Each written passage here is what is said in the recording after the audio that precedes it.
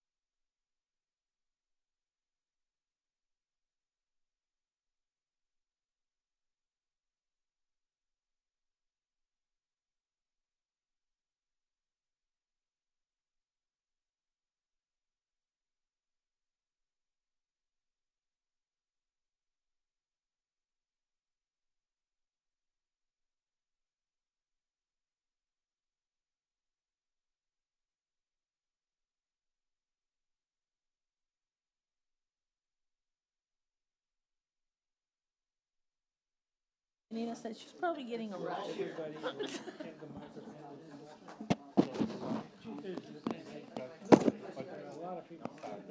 Yeah, so you would reconvene. Okay. Your attention, everybody. The Board of Selectmen have come out of the executive session. We had a session according to MRS A1 4056E to consult with the town attorney regarding pending litigation. So we're back at 6:05, and I'll entertain a motion to come out of executive session. Second. All those in favor? Aye, aye. And so this is the budget board night. So, April, it's yours. The budget board has already opened our meeting, and Okay. we elected officers while you guys were in Okay. executive session. Thank you. So, Be a long night. Yeah. Thank you for doing it. we're ready to roll. Okay. So, Who are their officers? yeah, who are they? I was just going to ask the same thing. So I was elected chair again. Michelle Powell was elected vice chair, and Carol Cook was elected secretary. What a team. He's gonna get writer's cramp. Carol, you look good today. Is there a reason? It's her birthday. So before we start, we want to recognize someone who has donated their entire life to public service. And even though she retired, she continues.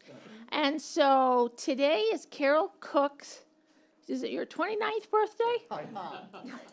Or anniversary thereof? So we have some sweet treats behind us that Tracy will pass out because you gave up your birthday night to be here. And we can't say we appreciate you enough. So John wanted us to sing to you. So we're going to sing the quick song, Happy birthday to you. Happy birthday to you. Happy birthday, dear Carol. Happy birthday to you.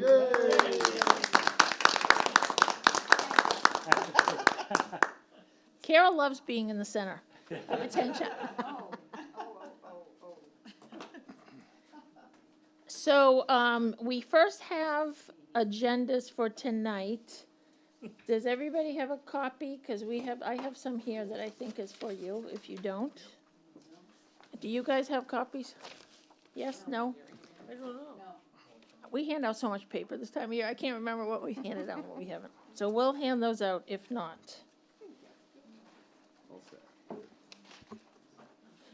Don't have. Nice. Thank you.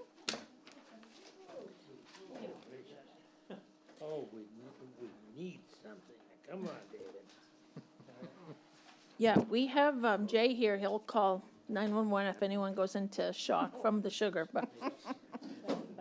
So the first item we want to talk about is the schedule. So in your book, the first paper you have should have been your budget development schedule.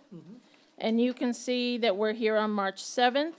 So the next 3 nights are joint meetings between, the next 3 Thursday nights, I should say, are joint meetings between the Select Board and the Budget Board. Tonight, we will do an overview of the budget, and we will do half of the operational budget. So we will get down to Harbor Master is where we'll end. And it's not by the alphabet. Here, I don't want these.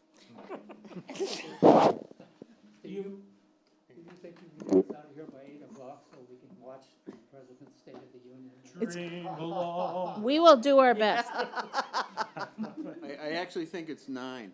I think it's 9. They changed it? They changed it? Well, you know, there's a Usually lot 9 of pomp o'clock. and circumstance that goes on, so it'll be 8:30. I thought the 8 o'clock was just everybody. So we're wasting daylight, people.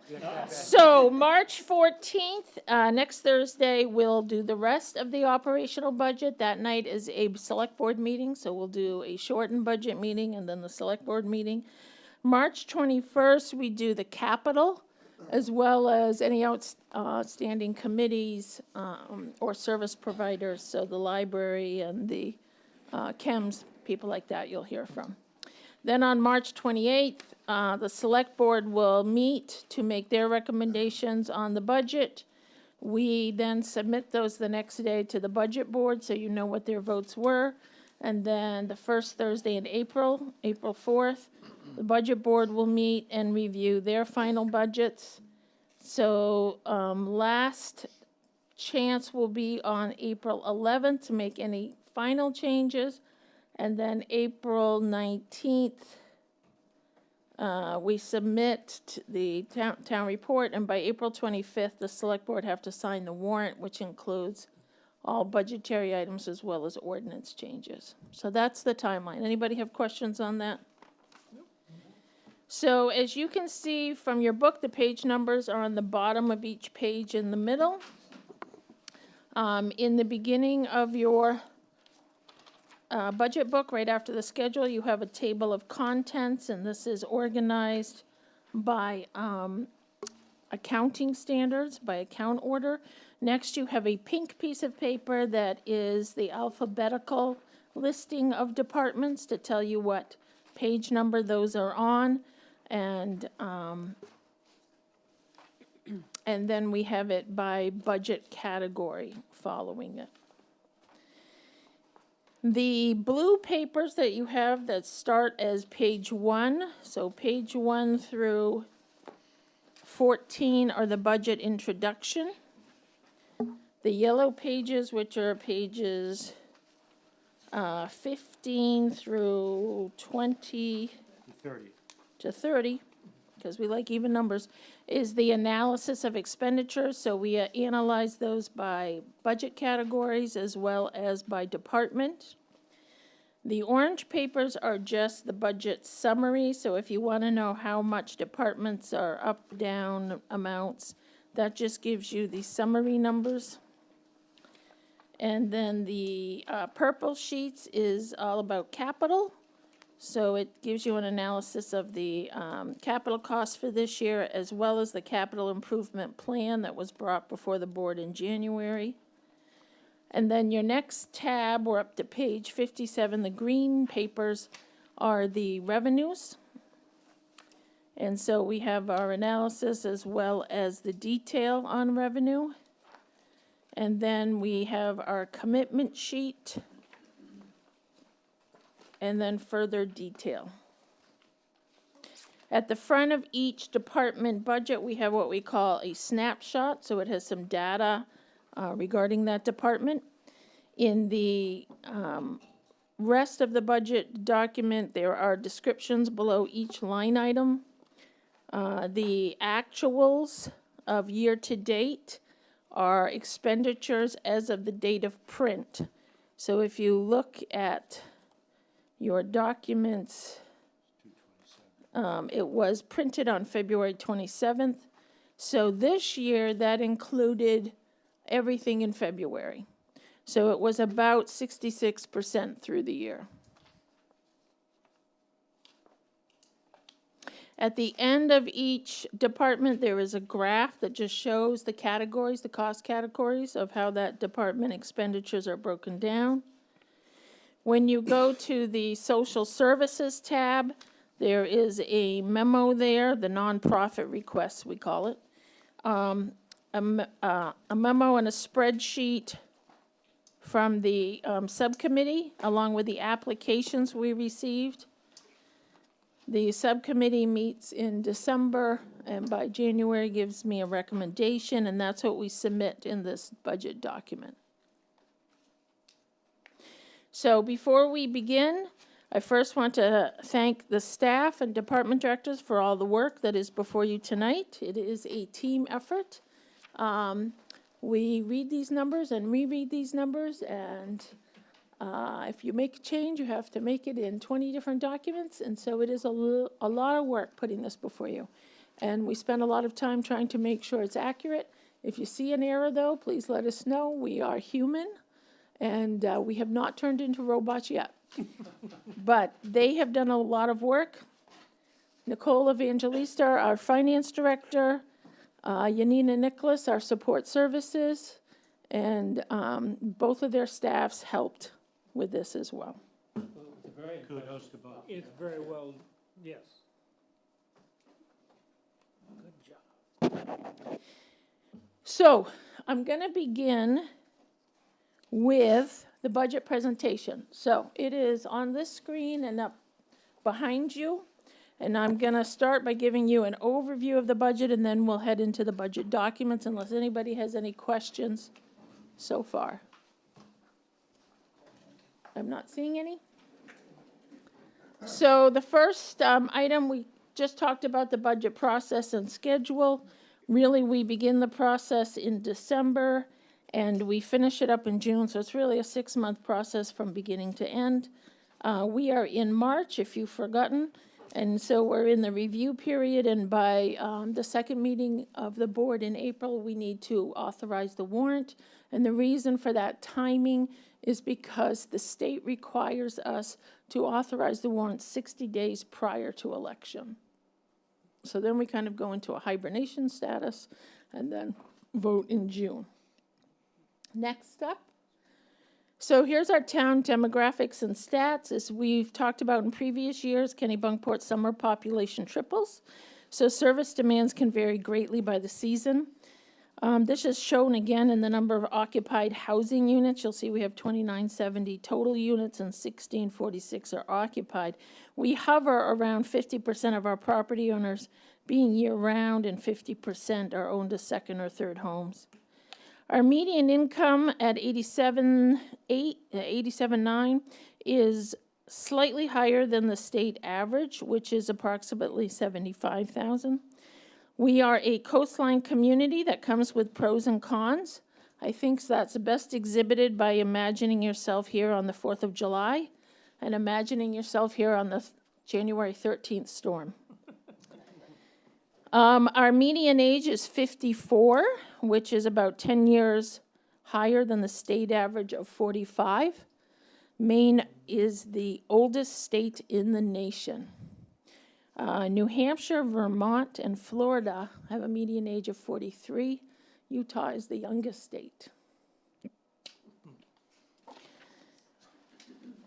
Our organizational chart shows we have a variety of services, including public safety, parks, planning, admin, public works, and very unique to Kennebunkport Public Health. Kennebunkport is pleased to offer a public health department with 1 full-time and 3 part-time nurses to care for our citizens. Next. We do not offer these municipal services alone, though. Our partners in service delivery include our 2 libraries, Graves and Cape Porpoise, and our regional school unit, RSU 21, our emergency medical service, KEMS, the town of Kennebunk, where we share a river harbor master, split the cost of fireworks, mutual aid, and this year we are requesting to share a behavioral health liaison in the police department. And lastly, our regional planning office, who offers support and guidance through regional planning efforts, but also employs our sustainability office, which we share with Kennebunk, Wells, and Kittery. So the budget overview. First, let's look at expenses. Our total expenses are shown in this pie chart. Education makes up 44% with the largest piece of the pie, and county representing 5%. So about half the budget is outside our discussions. Next, we have the revenue. And you can see that the majority of revenues to fund local government functions in the state of Maine are through the assessment of property taxes. Like other communities in Maine, about 82% of revenues come from property taxes. But we will focus tonight on the non-property tax revenue. You can see we're seeing a $312,000 or 9.3% increase in non-property tax revenue. There's a transfer of Dock Square revenues increased by $105,000 to cover the cost of capital expenses in our village area. I continue to propose a $200,000 level for the use of fund balance. And we have a $600,000 maintenance level of capital projects use of fund balance. So anything over 18% or a little over 2 months of expenditures, according to our fund balance policy, is reserved in our capital reserve. But really, funds are available in the same manner. It's just a way for us to separate what we may have available to expend on emergencies versus what we need to maintain good financial stability. This year, our capital reserve account is at 1.4 million. I've proposed taking 600,000, which would leave an $800,000 balance. Recreation revenues have increased by 25,000 as program offerings and revenues are back up to their pre-COVID levels. And lastly, our Pick-a-Vit Fund, which supports public health and police equipment. There is a transfer to offset the capital repairs to the public health and police building, as well as a lease payment for an electric vehicle for the public health nurses. So here are the changes in revenue, the large changes, increases or decreases. So excise tax is up. As you can see, we've had an increase in activity in both the value as well as sale of vehicles. State revenue sharing projections, this is the state funding back 5% of the sales tax, and it's distributed to municipalities based on valuation and population. And they are anticipating we'll see a $25,000 increase. Our COP share reimbursement comes from the RSU. We employ 3 police officers, 1 at Consolidated, 1 at Mildred Day, and 1 at the middle school.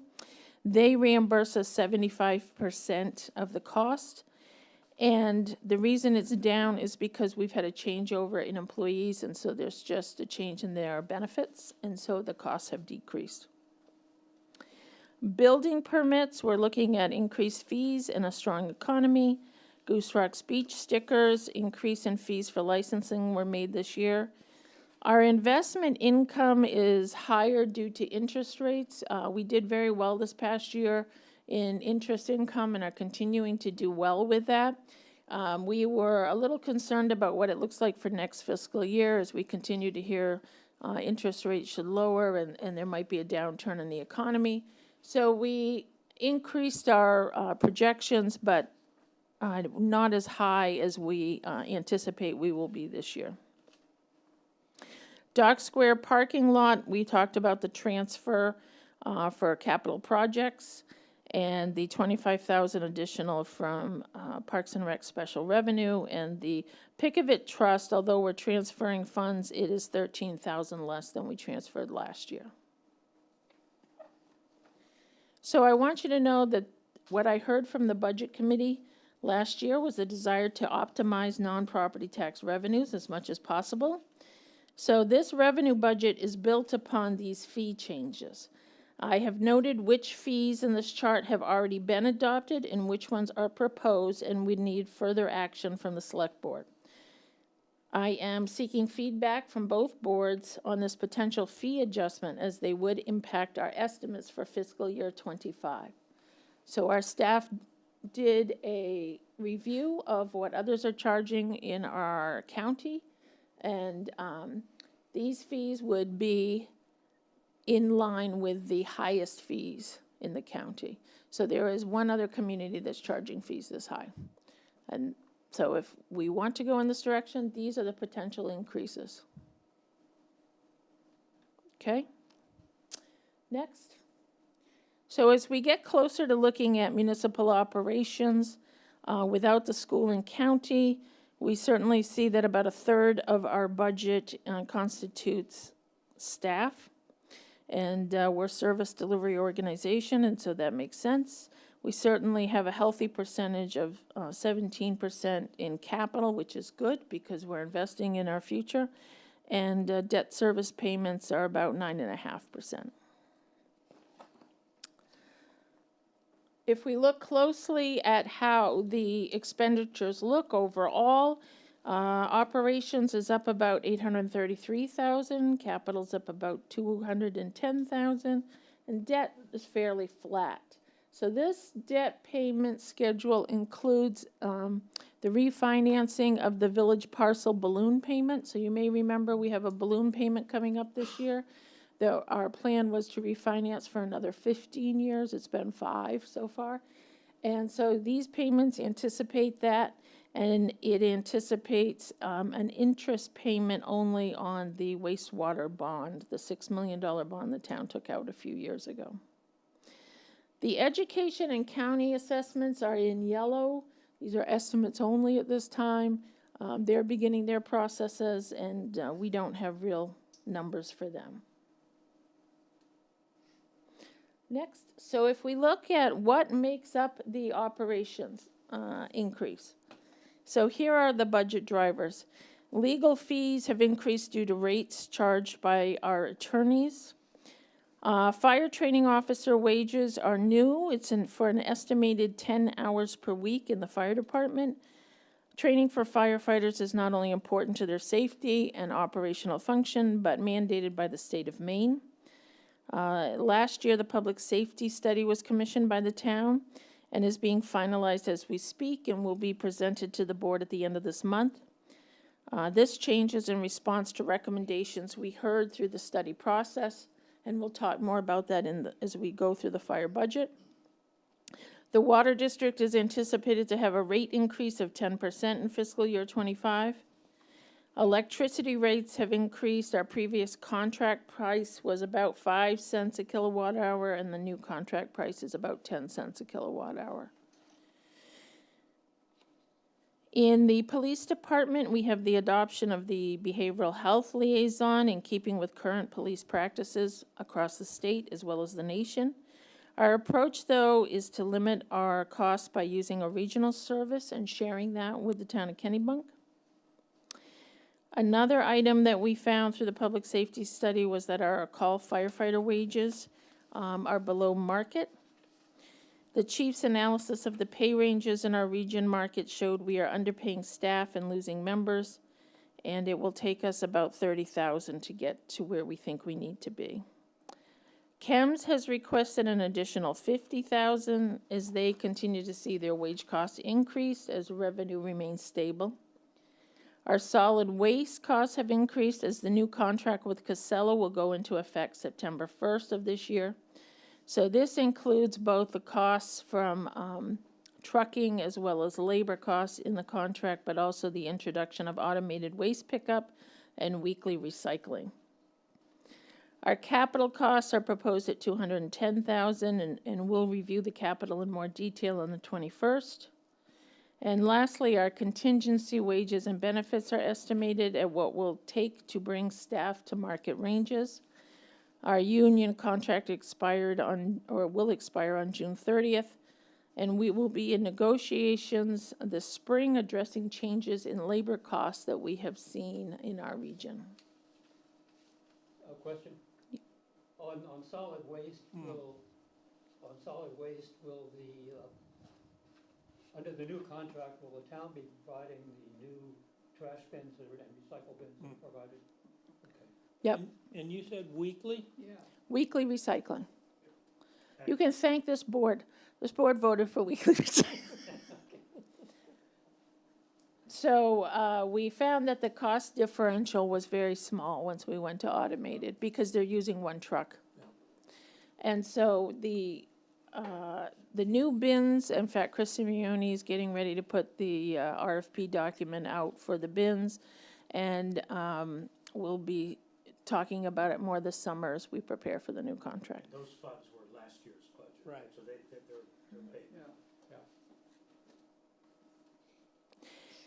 Since 2000, annual inflation rates have ranged from 0.75% to 7%.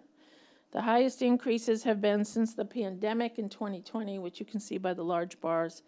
And these inflationary items can be witnessed at the grocery store, the car dealer, and amongst contracted services. So, speaking of since 2020, we are 1/4 of the way through the 21st century. The year 2000 seems like just a moment ago to me, as my youngest son was born in 2000. But as we look closer, people born in 2000 are in the workforce, and they are changing the way work is done. So what do municipal services look like in the 21st century? How are they changing? A quick Google search will lead one to many articles, but the theme that flows through all of them is integration. National Geographic asked experts to design the city of the future. There were 10 key principles from ecology to economy that they used. Cities and towns must begin to prepare for a different way to plan and interact with citizens. The design is not only more green, it involves the use and reuse of everything from water to food, and of course, the changing dynamic of transportation. Smart cities of the future aren't only going to use cutting-edge technology, but the study of its citizens and the design of solutions that fit their population. To do that, we need data and new ways citizens can weigh in on pressing issues. According to the National League of Cities, there are 5 drivers shaping the next 10 years of work. Advanced technology is impacting the workforce, and technology will displace millions of jobs, but also create millions of jobs that require specialized training. Increased flexibility will move the workforce and economic life into neighborhoods and villages. The housing crisis will continue over the next decade, and demand exceeds the supply of affordable housing for workers across income levels. An increasingly powerful workforce will demand a new social infrastructure as they look for the American dream. And city leaders need to be courageous and entrepreneurial as they address and protect from environmental harm while creating new innovative solutions. Does this sound daunting? Where do we begin?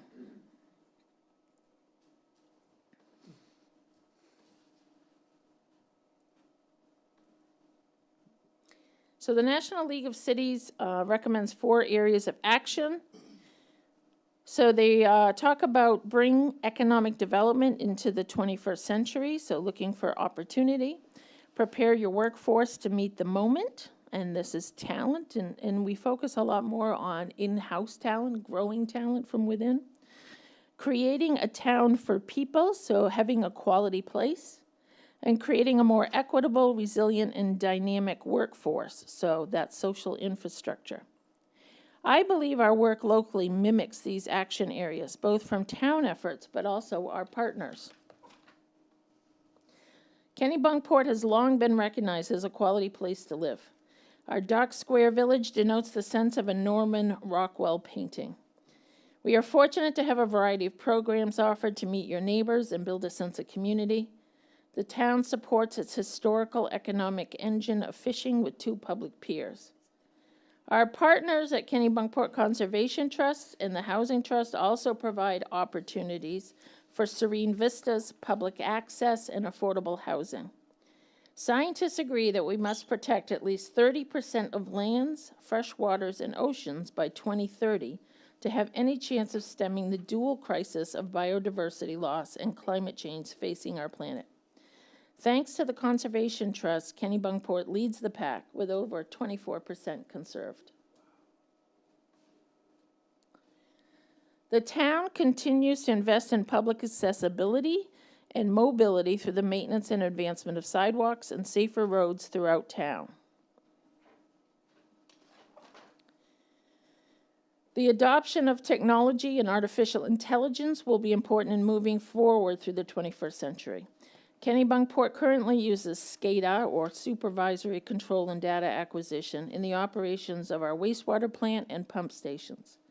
Our new website will be unveiled in June this year, providing easier ways for citizens to locate needed services. And the City of Portland uses chatbots, or AI, through their website to allow 24/7 access for citizens. And the Kennebunkport has undertaken the use of more electronic surveys as a cost-effective and timely approach to take the temperature of the public when weighing issues. But our greatest asset is, of course, our people.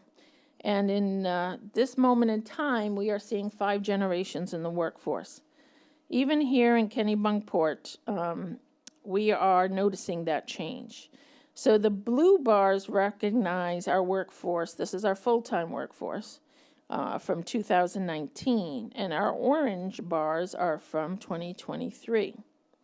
You can see that in just the past 5 years, we have had boomers head to retirement, and the new Gen Z is taking their place quickly.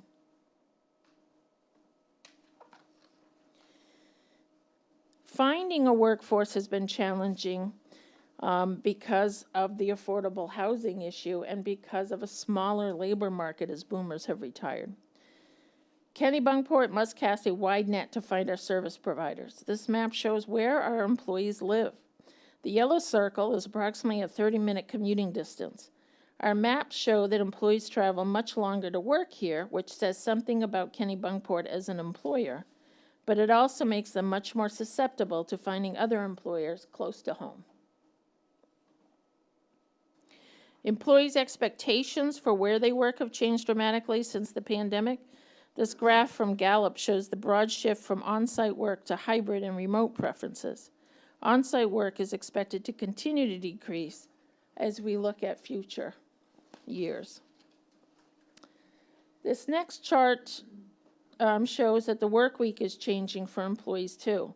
The 5-day work week is becoming less common as workers seek a 4-day or less week with fewer than 40 hours. In the state of Maine even, about half municipal offices have moved to a 4-day week, and next door Biddeford has moved to a 36-hour week. We've talked about some of this climate change, and our FY25 capital investment is full of that as well. As I said, we're up about $210,000. In comparison over the last 5 years, I just wanted to show what our capital budget has been, what our use of capital reserve has been, and so what that net impact on the budget has been. So you can see that certainly it has been growing. And some of that is based on need, and a lot of it is based on cost. Things have just become much more costly. Here is an overview of the capital expenses. I don't want to go into them detail now. We'll review them on the 21st, and certainly there's detail in your document. I do want to make note of a couple of different ones than you've seen. One is our January 10th and 13th storm. We saw a lot of damages throughout town, and we have applied to FEMA. We are waiting on a FEMA declaration. If FEMA does declare it an emergency, it means we would be eligible for funding, but we still have to go through that very lengthy process, and it doesn't mean we will receive all of the requests for funding. We reported $850,000 in storm damage, and what that means is we are required to match 10%. So I have put $85,000 in the budget so that we would have the funding to finish those projects. Also new in the budget is under special projects what I have labeled resiliency funding of $500,000. This is a broad category because we need to be able to address issues as opportunities arise. And so I have gone into more detail to show what are projects that are currently on our plate. But when we look for grant opportunities, we need to have the match in hand, whether that's, and we need to do design so that we are ready for construction grants. So the first one we have is Ocean Avenue Resiliency. We have the funding in place to do the preliminary engineering, and we are currently finalizing that. The estimate to raise the road and deal with the drainage issues in the 1B area is $2.4 million. This was a road that was washed out in the January 13th storm. It's closed currently. Our plan is to, once we make it past this early March time period where we're more readily have storm damage, we will rip up the pavement and put the road back together, but it will only be at its current level. This would really address the issues that we need to, similar to what we're doing at Pier Road Causeway. So one of my plans is the governor's budget includes $50 million for adaptation funds. Those are the funds we secured for the Pier Road Causeway project. If we have access to those funds and they're approved in the budget, we would apply for this Warnby beach construction, but we would be required for a 5% match, which would be $120,000. The next one is the head of the harbor resiliency project. So we have put in design of $100,000. That would be early design in order to determine what is the best solutions there and what heights and how we might address abutting property owners. I will tell you that this week I received word that we received a $50,000 grant from DOT we applied for towards this project. So certainly this could be an area where we could continue that project because we could continue through the construction design, or we could relinquish these funds for another project. Kennebunk River resiliency. The flooding in the river has become worse. We have been talking to Kennebunk about the best way to address it. We really have 3 potential solutions: stop the water, get above the water, or retreat from the water. So finding an engineering firm to help us deal with this very complicated scenario there has been challenging. We were successful about a month ago in finding an engineering firm that has done similar work like this. They gave us an estimated budget of about $300,000. We are looking to cost share that with Kennebunk if we were to move forward. So $150,000 would be our share. The next one is Dyke Road at Goose Rocks Beach. This one floods frequently. Again, there's issues with what's the right height, what are the environmental impacts, and what are the challenges with abutting private properties. So we need to start working on that design. And then Colony Beach resiliency. So the Colony Beach parking lot was, half of it was washed out in 2023. Our plan was to, once we received Army Corps approval, to reestablish that parking lot. That parking lot was totally washed out in the January storms. So luckily we didn't spend the money to do the repairs in advance. But now the question is this a retreat situation? Certainly people can access Colony Beach, go fishing, enjoy when the water is not there. But that parking lot is I know, treasured place for many people who live here as well as come to visit. It is the only free beach area in our region. And so are we ready to give up that parking lot? Because certainly Army Corps is not going to expend any funds there. And we've had 3 different engineering firms come down to look at it. One told us to give it back to nature. Another said we could put in a living shoreline, but it would remove the parking lot, and so we wouldn't be able to use it as a parking lot anyway. And the third one said we might be able to do something. So we would need to look at that resiliency project and see if there was something and if it made sense. Next, we have the Goose Rocks Beach resiliency. This is pictures. That's the Chief Sanford's wife, if anybody wants to know. She was being used as a measuring tool that day. And so you can see a lot of the dune damage, and we certainly had seawall damage as well. And so armoring at Goose Rocks Beach is a question that developed. What should we do there? Can we safeguard the beach? We brought an engineering firm down there, and they said, wow. So we don't know what the solutions and the costs there. But that's an example of projects that could be used towards that $500,000. The municipal bonds are part of our capital planning. The town does have bonds, and I wanted to just update you on those. So this is as of June 30th, 2023. So we had in governmental activities 10.6 outstanding, and in business type activities 1.8. And business type activities would be the pier or wastewater, things like that. So the state of Maine has a constitutional debt limit of 15% of your valuation. And so this is to just let you know where we are. We are at 2.5% of our valuation. So we have a broad ways to go. We're not suggesting we do that, but just to let you know. The last time the town went out for a bond rating was when we sold the village parcel and the seawall bond. This is how the town was rated, an AA by Moody's and a AAA by Standard & Poor. And the next chart just shows you the rating marks for long-term bonds. So D is the worst and AAA is the best. And you can see we're in the top two triangles, which means that our bonds are well sought after and helps the town secure lower interest rates. It also is important because as we talk about financial stability and how we address all these things, they are evaluated through the bond process, and that's how we establish those ratings.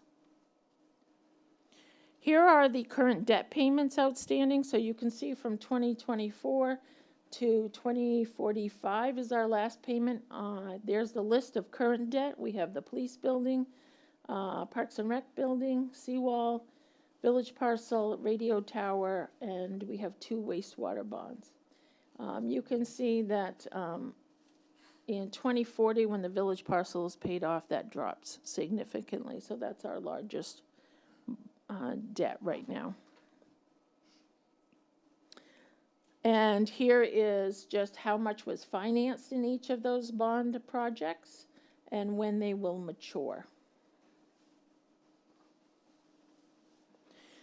Just as a reminder, property tax is budget minus revenues divided by valuation, gives you our tax rate. So then we apply that tax rate times your home value to send out the property tax bills. So here's our estimated tax commitment right now. The net total commitment is about 23 million. That includes school, county, municipal. The valuation right now, we have estimated about a 0.66% increase. Over the past 5 years, we've seen about a $27 million increase in average value. So this is a little more conservative than that. We have to wait till April 1st is the magic date before we can start assessing those properties for this coming year. So we hope it would only be a higher valuation than this. And this shows you the, if all these things were to pass as presented, that's what the tax rate would be and how it is broken out between the 3 entities. So are there any questions on that? Well done. Well done.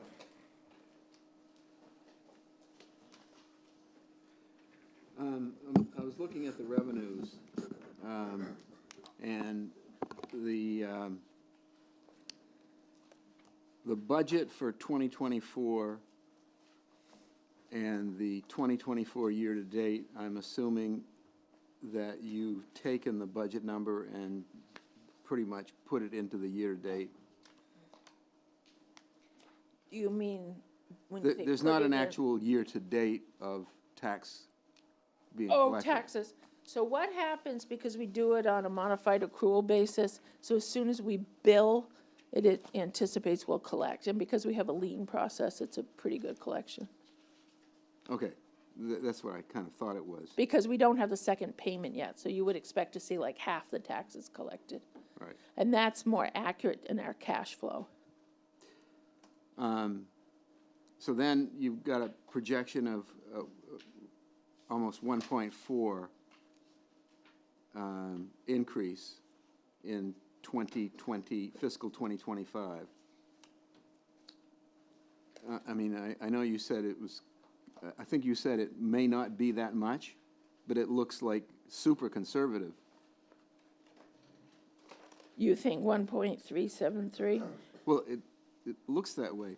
So do we track the building, when we do building permits, I'm assuming that there's a value to the building permit if someone's building a $2 million house.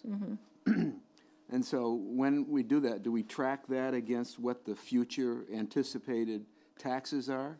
So that property tax increase is only the net of what the budget needs to be funded. It's not a projection of what we will gain for revenue. Okay, Does that make sense? yes. I mean, to get what you think we would project to gain, you would take the, let's say, 24 million in increased value and multiply it by the tax rate. So Lori, how do we, I guess I still don't understand. How do we think about new houses build? So that's where I was missing in this, in terms of like, the tax, what does affect the mill rate? But then because we do have building going on, there's the chart in here about how many building permits, the dollar amount per that. Does that automatically get focused in, or does it just happen when those houses get into the payroll? So what the assessor does is, it depends on when a project's completed. So let's pretend you've had if you're building a house for say, it's gonna take more than a year to build that house. And so we might have valued it at a certain level. Let's say you just had the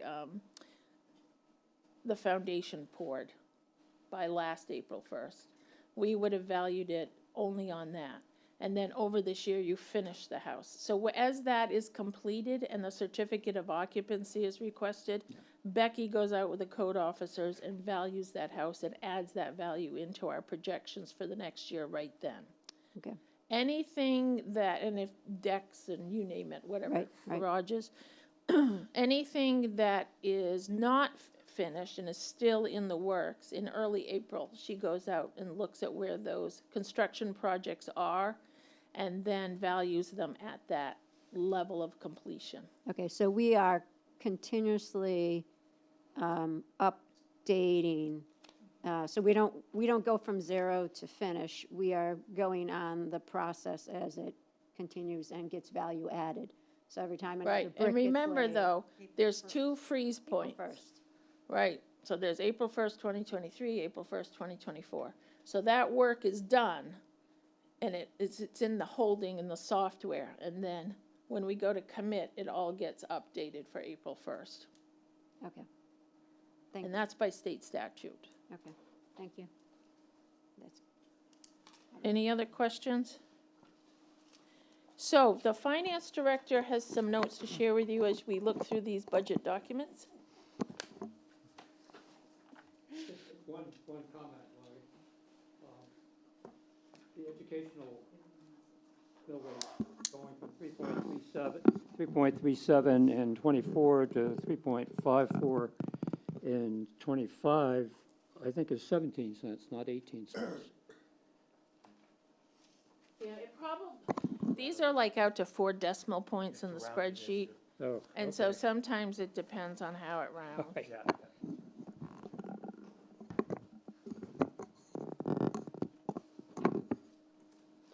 Good evening.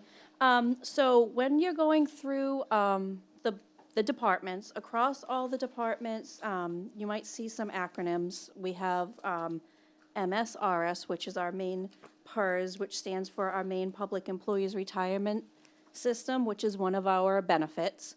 And then we have ICMA, which is our other retirement benefit, which is our Mission Square Retirement Plan. And those are in each department's budgets under the wage and benefits section.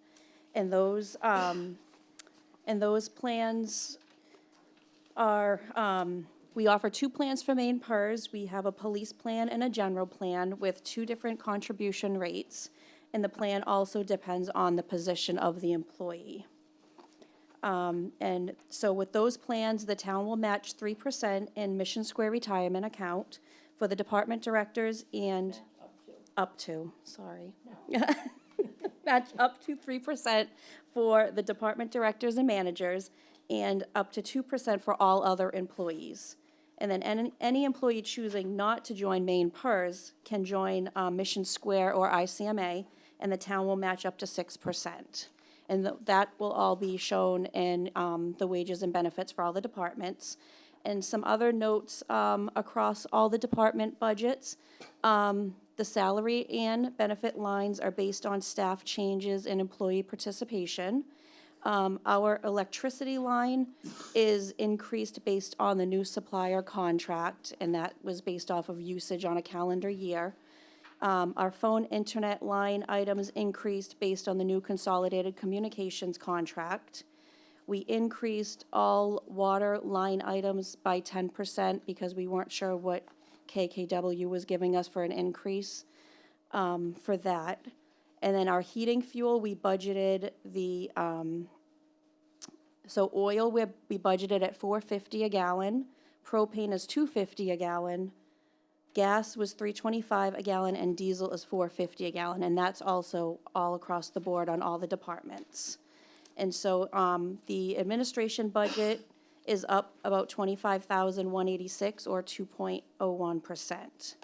And then another thing I just wanted to go over was our insurances, which are on pages 91 to 93 of. Okay. Thank you. Nicole likes to get it all out at once. So we are going to start with department budgets, and if you go to the general government tab, and we start here on page 71, we're going to cover administration. Administration first includes the town manager's office, support services, finance, and town clerk. So all those are under. Planning and codes has their own budget for whatever reason, but everybody else is under one. So Yanina is going to review with you our first screen. Hello, everyone. Yanina Nicholas, Director of Support Services. So if you will look at this slide, you will see that we have 10 departments. We support 56 full-time employees. We also have about 10 permanent part-time employees. Last year, so that means calendar year 2023, we filled 26 positions. That also includes seasonal positions. I processed about 269 employment applications. Because of our communications specialist, she's doing a great job. We are seeing more followers on Facebook. So we have 5,606 followers in Facebook, which is 700 more than from year 2022. And we have 2,542 followers on Instagram, which is an increase of 400 from the year of 2022. We had 437 technology support requests, so that is something that our IT specialist processes, so Dave Powell, and those are only internal ones. We open to support any public requests, but those were counted only internally.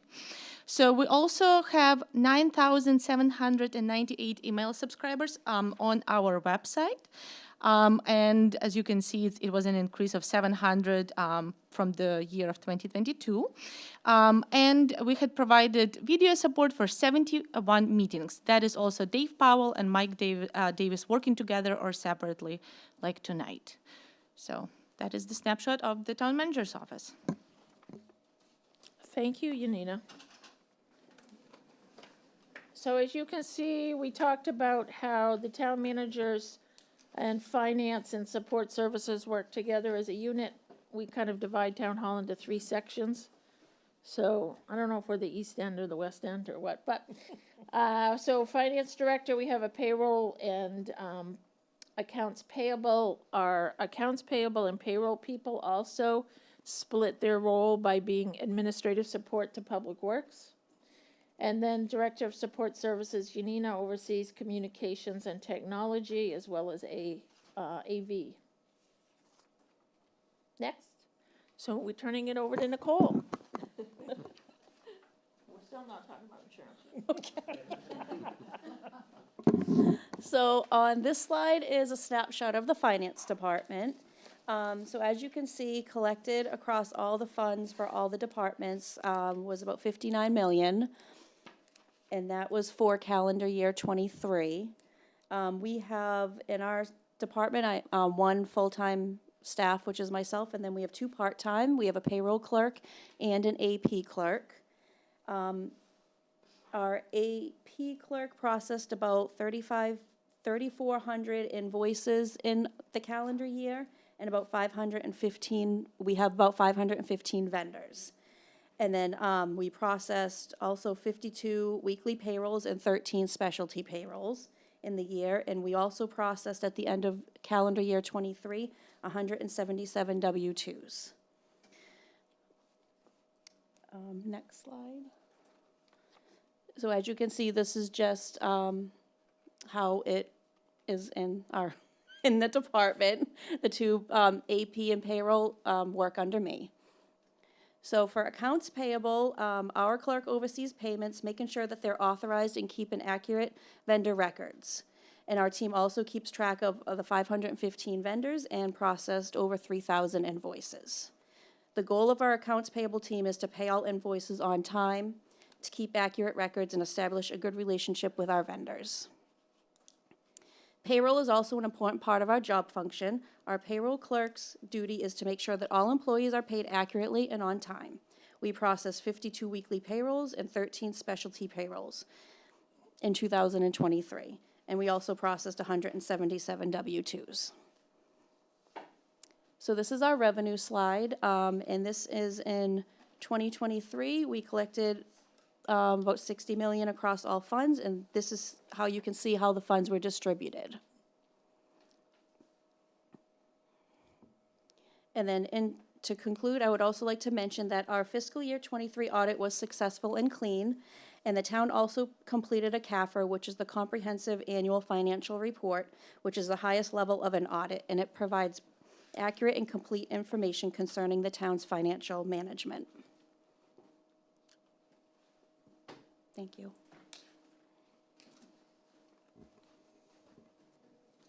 Hi, everyone.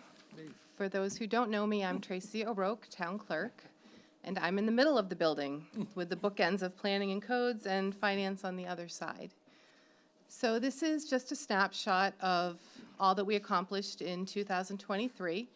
We have 3 full-time staff members, and between the 3 of us, we processed over 7,000 tax payments. We issued 3,874 Goose Rock Beach stickers and 7,675 chaser tickets. We processed roughly 4,300 car registrations, 387 boat registrations, 35 snowmobiles, and 39 ATVs, plus numerous hunting and fishing licenses. We also issue vital records, and we had 78 marriages, 12 births, and 33 deaths in 2023.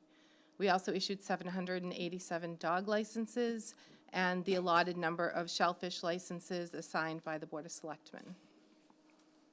So this is a breakdown of our office. There's myself, and then Deputy Town Clerk is Audrey Williamson, and Assistant Town Clerk is Rose Wills. As of December 31st, we had 3,346 registered voters in town, and the elections have 3 different line items in the budget. The first one is on page 71, which is the town meeting salaries.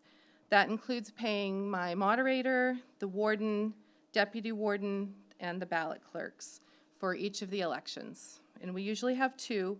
We have the town meeting in June, and we usually have something in November if there's a state election. And then we always put in just for one special town meeting because it seems like every year we have at least something that pops up. So we like to be prepared for that. And then the other 2 line items are ballots and machines, which are on page 78. And that covers our machine rental from the state, the ballot printing and coding, and also programming the machines. So that, again, we allow for the 2 major elections each year. And that hasn't changed for this coming year from last year.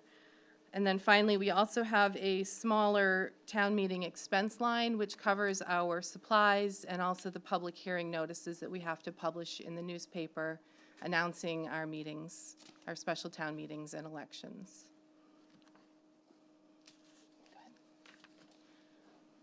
So for vital records, that comes out of our main budget line. And we issued, again, as I said earlier, 78 marriage licenses. We had 12 births, which was down a little bit from the year before, and 33 deaths. And the proper handling, custody, and issuance of the vital records is critical part of our history of our town. It's basically what leaves its mark on our town, so we can look back years later and see what was done at this point in time. And we also have inland fisheries and wildlife that we are the agents for, and we have to stay on top of all of the up-to-date law changes and policy changes, and we each alternate in the office. One of us goes each year and comes back and teaches the others what we learned. So you'll see a theme that the town clerk budget line, which is on page 77, most of the budget covers our training. And we also have some supplies in there, as well as printing of the commitment book and purchasing training manuals. But training is the biggest part of our budget. Given the various duties that we perform that you saw on the first slide, we have to just stay up to date on all of the state law changes. So much of what we do is dictated by state law.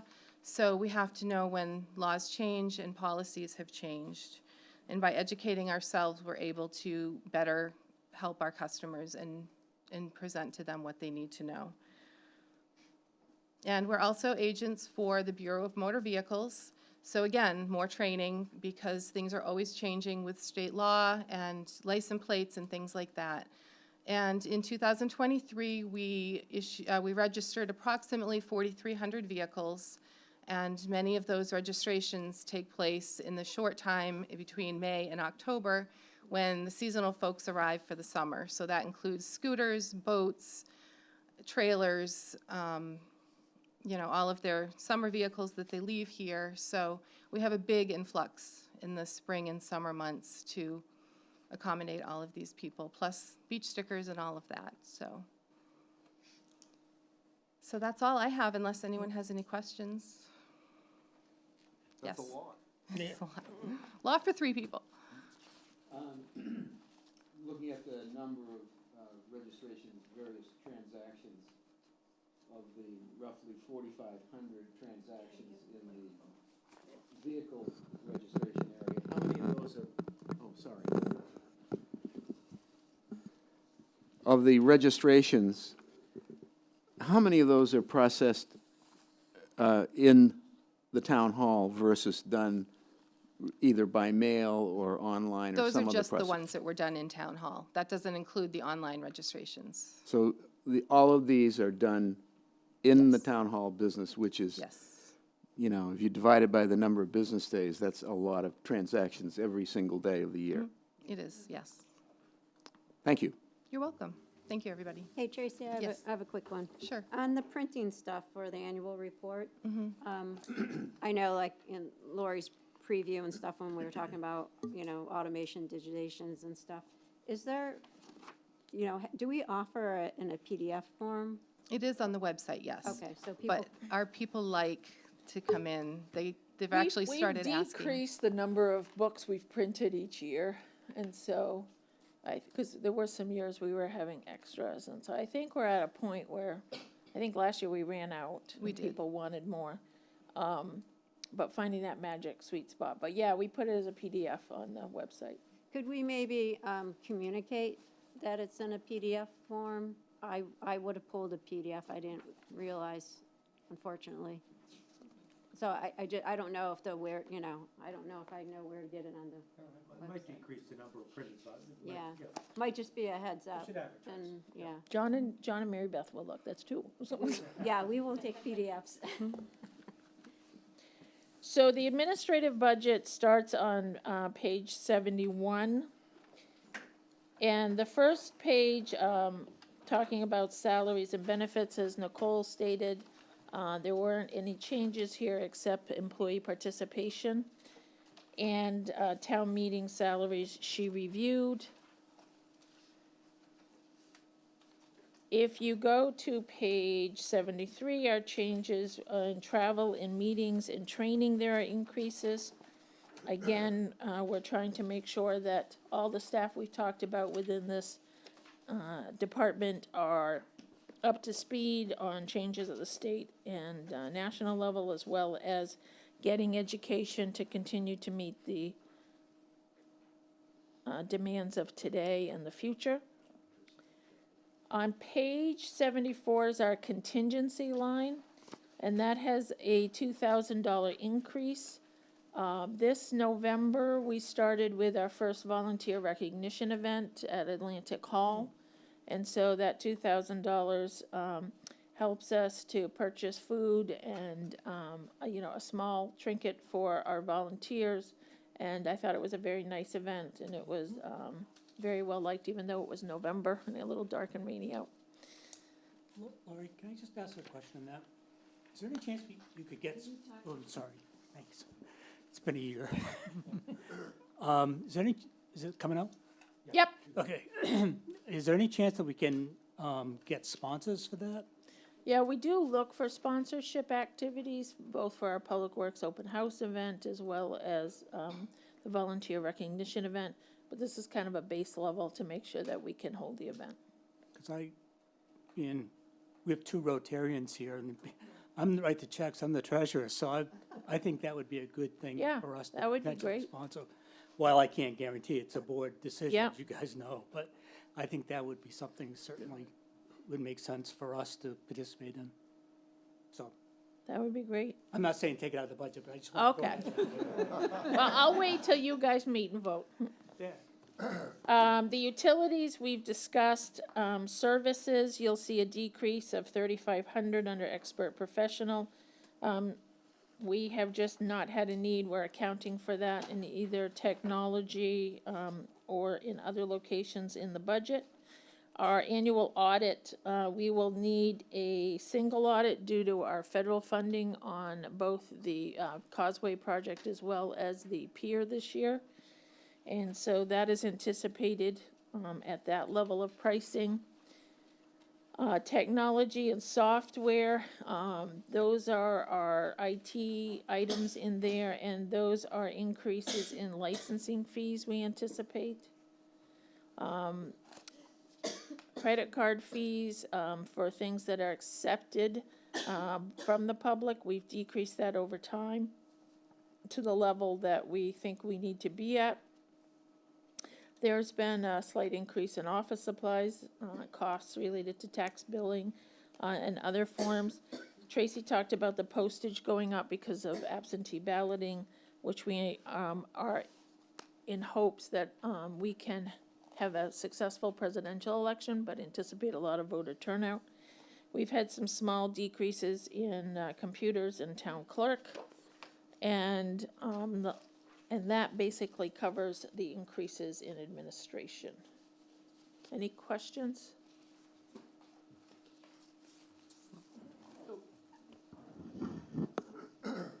No, I think you've done a very good job of holding the total increase to the department to just about 2%. That's very well done. So if you go, the next page you have is zoning board of appeals. That's now incorporated in the planning budget, so we'll go past that. The Conservation Commission is requesting fairly flat funding. They started doing pesticide testing last year, especially in the Goose Rocks Beach watershed, because if you'll remember all the rain we had last summer. To do pesticide training, you need so many days of dry weather before you do it. And so they were only able to get 2 tests in all summer, and they would like to continue that testing as a baseline for this coming summer. The Growth Planning Committee is in the planning budget. So if we go to page 87, here is our legal budget, and you can see we have various categories of legal needs. And of course, these are, educated guesses on what we're gonna need in what category. We do sometimes track certain categories of expense separately. The town is currently in a legal battle at 15 Langsford. You'll see that noted. There's no budgeted amount, but it's allowing us to keep track of that cost separately. What we have seen is, over the past couple of years, an increase in our hourly rate. We're still below the market rate, but that has had an impact on legal costs. If we go to page 91, that's insurance, Nicole?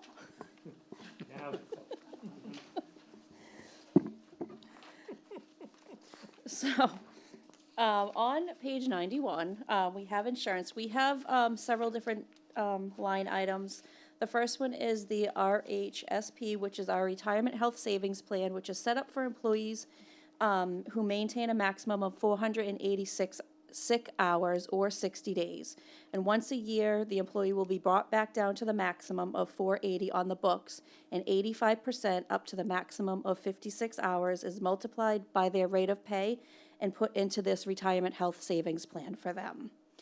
We have an HRA plan, which is our health reimbursement account that's set up for the employees' annual deductibles, and co-insurances. 40% was budgeted this year and is a percentage based on the historical usage. We have workers' comp premium, which is determined by an audit based on experience. This is decreased. The decrease reflects the premium discount due to the modification rate. We have unemployment, which is based on the historical usage, and this was increased due to a change in the formula and experience with claims. We also have a liability insurance, which is for our property insurance and is increased due to additional assets. Our fleet insurance and our public officials insurance is, the fleet covers our vehicle insurance, and public officials is coverage for our selectmen and town officials, and both are decreased to reflect a more accurate cost shared with the enterprise accounts. And then we have a new account this year that's called the Paid FMLA.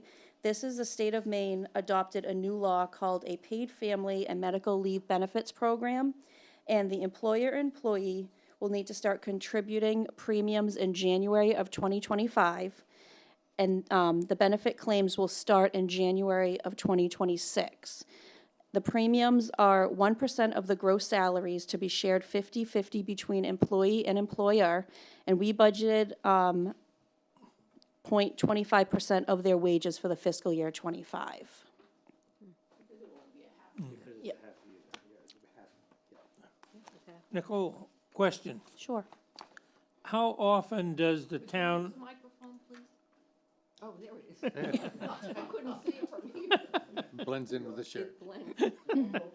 how often does the town go out and solicit insurance quotes for the various things, such as fire trucks and God knows what else? Yeah, we have done a request for proposal process twice while I've been here. It's a rather lengthy document. So every few years, we'll go out and test the marketplace and also look at coverages, because those change dramatically, and see where the best coverage is for us. Good, thanks.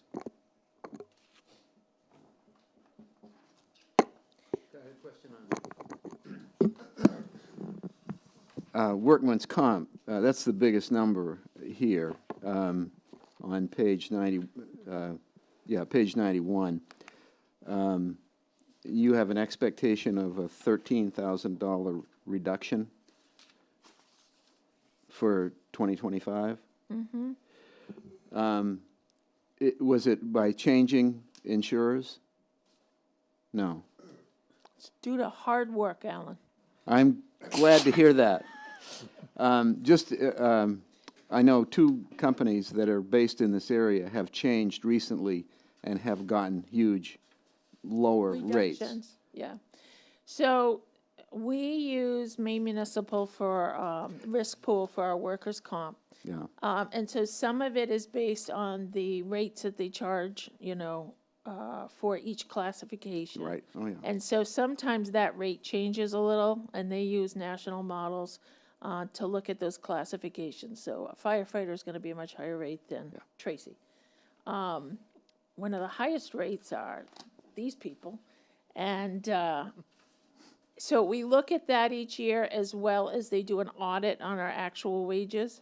But our experience modification rate has changed. So we were at 1.4, and we are down to this year 0.65. Great. Thank you. So on page 95, we have our community development budget.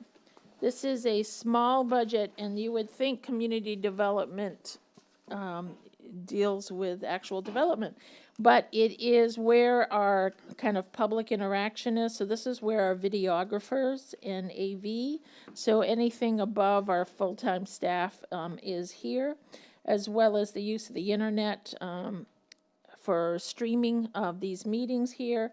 It's where our newsletter is, which is put out twice a year, as well as our website maintenance, and then any repairs or technology that need to happen here in this building to keep this equipment up to date.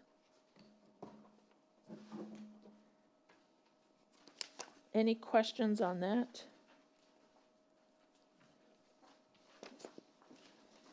So, Galen.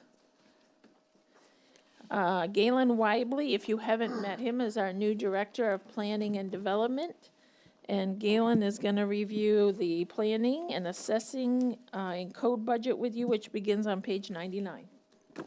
All right. Good evening, everyone. Again, my name is Galen Weibly, Director of Director of Planning and Development for the town of Kennebunkport. So I'd like to take you through our budget, and I think there's a good story here to share with you all. One thing to note in the budget is that if you look at our revenue side, this is one of the departments that actually is covered by outside revenue, and that's with permit fees. And so we don't take a huge strain on the taxpayers for that reason. But I like this illustration that was submitted to you for the PowerPoint slide, but it doesn't really depict a very good story of what's behind those numbers there. And so if we go up to that top part of where the orange box is, we see the 706, that is the highest numbers in the last 13 years that I looked at your tracking for the total number of permits issued by this department. Last year was 547. If you go down to the next box down below, you'll see the 485 building permits that were issued. We had 372 the year prior. Moving over to the right, you see 182 plumbing permits were issued. Last year it was 141. So this department was very active in 2023, and we do not see any signal that it's going to be any different for 2024. Another interesting statistic on this page is 913 inspections that are on there. Last year you had 774. And then at the far lower corner, you had 19 new site plan approvals. There was 14 the year prior. So overall, this is a very busy department. I just wanted to share that information with you all. So if we go to the next slide, you'll see that this is the current makeup of the Planning and Development Department. There is no new staff increases for this department. We have one admin assistant who helps with code permits that are being submitted, any applications that are submitted, and then we have a planning coordinator, a code enforcement officer, assistant building inspector, and then an assessor in this department. This, again, is telling us a nice story that I think we need to look at a little bit. You'll see that there was a peak there in 2022 in the project costs, and then last year it actually went down a little bit. And so what we, contribute this to is, with the 2020 pandemic, construction costs, as we know, have fluctuated, and we think that project costs are stabilizing because of the material costs are starting to get back to reality. But as you can see in the blue line, we still have a lot of activity that's taking place in the department. So I just wanted to share that activity slide with you. So what is code enforcement? So code enforcement is a broad brush overview. There is a lot of inspections that our code officers have to go through. It's a statutory requirement. I will share with you that we are having 2 positions that need to be filled, and so there is going to be travel and training associated with these 2 positions. to meet the compliance of the training requirements of shoreline zoning, land use regulation, internal plumbing, subsurface wastewater disposal, and building standards.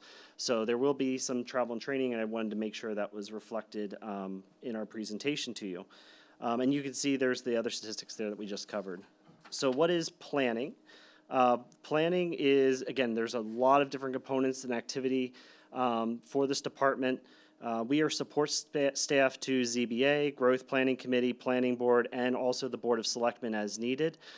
These groups meet on a regular basis throughout the year, and we provide those services to them. And then on top of all these other activities for the department. One to note is the ordinance development. We are dealing with a couple ordinance changes this year, so there will be a lot of staff time that's focused on compliance with state law and also enhancing our GIS features. The next slide shows us our regional sustainability efforts. In your budget item, you'll see that there's a $35,000 request in there. That's an increase of $15,000. I'd like to showcase there's a blue bar at the very bottom. Lori mentioned it about the grant that we received from Maine DOT. That was just issued this year, and this was because of the regional efforts with all the other surrounding towns. We were able to get assistance to write that grant and receive that. So it already paid for itself in just the first year. It's a very good, worthwhile investment. You'll see the photo up on the left corner. Because of the regional efforts, we now have 4 individuals who specialize in various aspects of sustainability that will help give the town the best bang for our buck when it comes to different services or specialty areas to focus on projects moving forward for the town. So the other service that we provide is GIS services. This is a powerful tool for the department. It's a powerful tool also for residents. A lot of communities are jealous that they don't have this ability like we do. And so this is a free portal that anyone can use on our town website. We are in the process through this budget of increasing those features, increasing the amount of services that's provided, and the reports that we're able to generate for the Board of Selectmen or the public when they want to know any information about assessing, any planning, permit activity. It's all available with our increase in GIS service technology. So where are we headed as a department? We showcase that this department is very, very busy, but the services are still being expected of us. And as Lori mentioned, the theme is how do we move to the 21st century as an efficient department? And so we need to integrate more technology to create more efficiency in our departments that we can provide better services to our residents. And so some ways we can do that is through online permitting, which will allow for online payment system. By having online permitting as well, you also create a 24/7 code department, meaning doesn't matter if contractors are off duty, residents are on the weekend, they can submit their applications in the comfort of their home. And so we think that's going to be an added benefit moving forward as the town integrates more technology. We did do a pilot early this spring for the online scheduling option. For short-term rental, we reached out to the 14 new short-term rental licenses to see if they would do inspections online only. And to our amazement, they all signed up within 24 hours. So they all picked the selection of what's convenient for their time schedules. You're not having the back and forth phone calls on, hey, this time works for me, this doesn't work for me. You can cancel your appointment. It's very similar to a lot of the medical trends that we're seeing too, with that online scheduling component is available for residents. And so we would like to go in that direction as a department. Digitizing paper records, maps, that'll make it easier for us to find this document. We have hundreds of filing cabinets and drawers. And so this will make it a lot easier to navigate when residents make requests. Hey, here's where the information is. We can get it a lot quicker. So again, creating that efficiency. The last part is extra GIS features. Again, we're looking at incorporating some new aspects in vision that deal with assessing and reporting to help our assessor out with those requirements. So that's a brief overview. We'll go into assessing quickly. Yep. Sorry, Galen, so what you just went through in terms of the optimization, are those is that things that we already have, things that are being budgeted to have? Are they one system, multiple systems, or?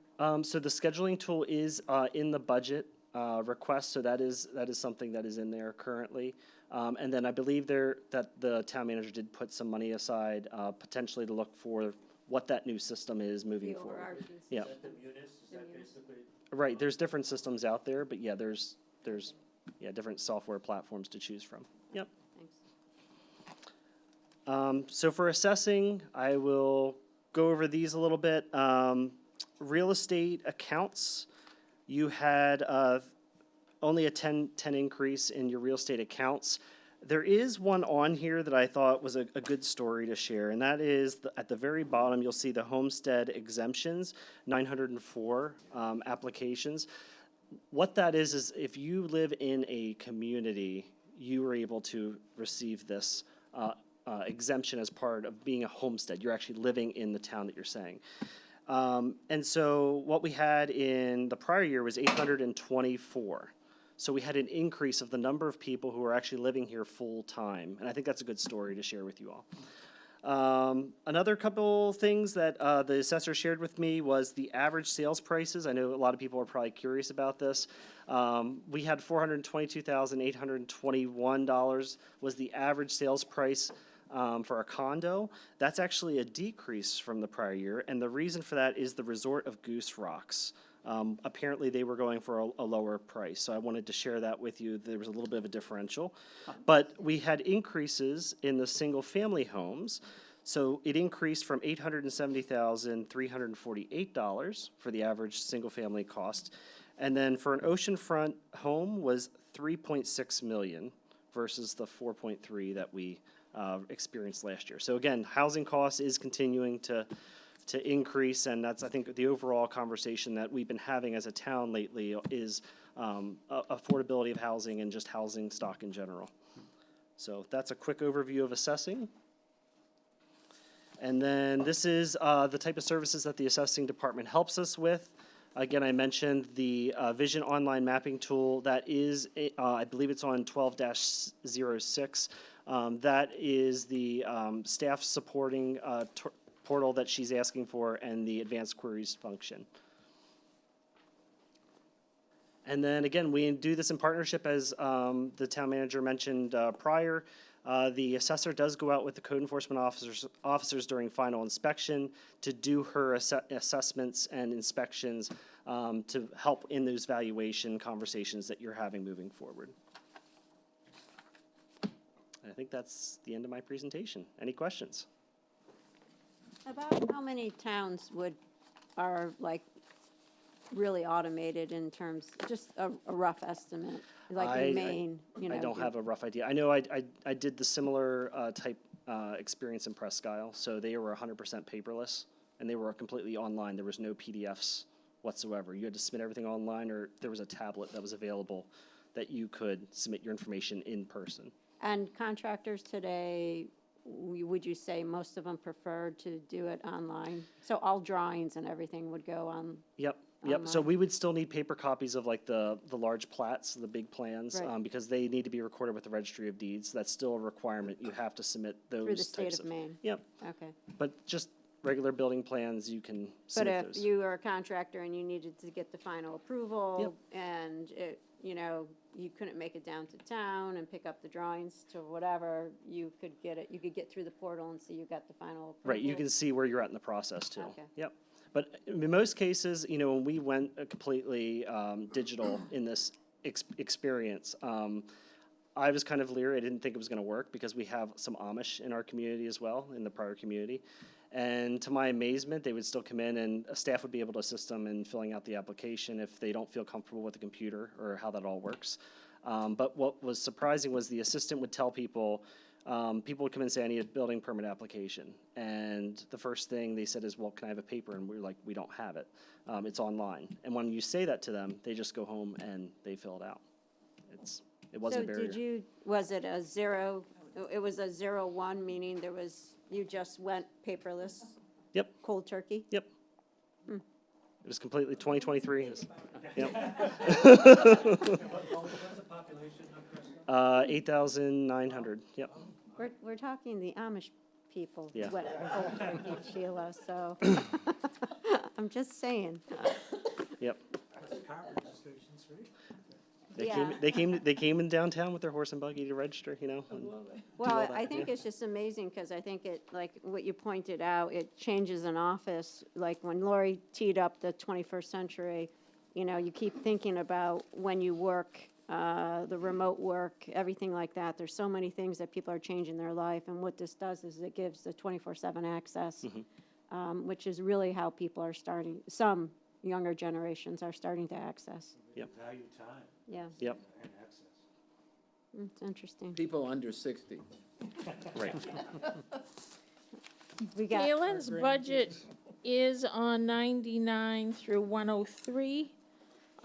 In the first couple of pages, you see those wages and benefit changes. As you know, we have had some changes in staffing there. And we still have 2 open positions. We are hoping to close in on one of them and the second one after that. So we've projected what those are. And then, as Galen said, under expert professional on page 102, you'll see a $15,000 increase for the sustainability coordinator regionally with Southern Maine Planning. So our total cost is $35,000 a year because the towns in the partnership are requesting additional services and more grant opportunities to deal with these challenges we have. And then Galen talked about the technology software changes.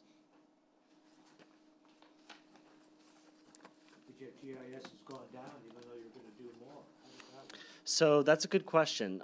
That is related to the paper to digital changes in the different parcels. So that it varies based off how many transfers we have. So if anyone's creating a new lot, they have to fix the parcels on our GIS map. We get charged an hourly rate for those services, and I've averaged the last 2 years. It's about $150 each change that we make. Yeah. So there was 25, I believe, last year that they needed. So that's how we did it. There's other towns that they just pay a flat rate to their GIS provider, and they provide those services, and they hopefully average it out. This department decided we're just paying an hourly rate, and that's what it is. So it was a guessing game, and we looked at the trends, and we determined we never went up that high, so we can decrease that number. Yep. Last year, didn't we increase fees for building permits and such? We increased building permits to Or you 12, did, the 12. board did. $12 per thousand. Yeah. Yep. That was one of them's checked off, Yeah. was already done in terms of the non-property Mm-hmm. revenue. Bob wasn't No. here in the beginning, but we went over revenues. That's and my fault. That, no, I'm just telling you that we looked at that chart. And so we did increase them by $12 to $12 a thousand. This budget is built on $14 a thousand. Good. Thank you. Any other questions? So we're moving, thank you, Galen. Thanks, Galen. So police is on page 105. Good evening, folks. So this is a kind of a brief snapshot. It makes me kind of laugh because that's not all that we do. It's just a piece of it. We've got 14 sworn full-time officers. That doesn't. I also have 4 full-time communications staff members, and my assistant. We handled over 9,500 police calls last year. Our poor dispatchers handled over 10,000 dispatch calls, people calling in. That doesn't include, why is my power out, when's it coming back on, kind of things. We had 71 crashes last year in town. That's kind of an average. You can see our parking tickets. We generated almost 60 grand in revenue with parking tickets. And we did over just about 1,600 traffic stops, and that's just with violations and warnings. It doesn't include other things like, changing a tire or fixing a wiper, what else, helping people with gas and things of that nature, so there's a lot of those calls that happen. Next slide, please. This is what the police department looks like. I supervise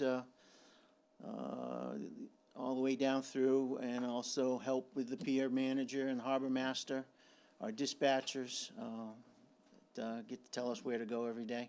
The next slide, please.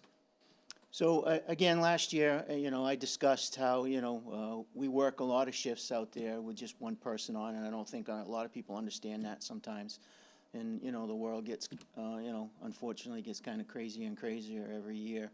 And this is a breakdown by the numbers. If we had two people on, this is how many shifts there would be each year. Next slide, please. And this is where we actually have 104 shifts, or 832 hours at a minimum, that we don't have that we only have one person on, and that's just at a minimum.